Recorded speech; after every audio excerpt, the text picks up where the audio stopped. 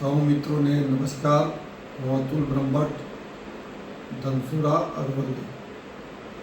આપ સૌને મારી નમ્ર વિનંતી છે કે દિવાળીનું પર્વ હવે આવી રહ્યું છે અને આપણે દિવાળીના પર્વથી સોગંદ લઈએ કે અમે સ્વદેશી જ વસ્તુ વાપરીશું, સ્વદેશી વસ્તુનો જ ઉપયોગ કરીશું.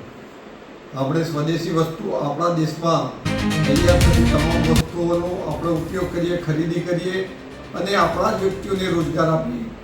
દિવાળી અંદર નાનો દીવડો પણ લઈએ તો એ પણ આપણા દેશનો જ લઈએ, જેથી નાના માણસને પણ રોજગાર મળી શકે.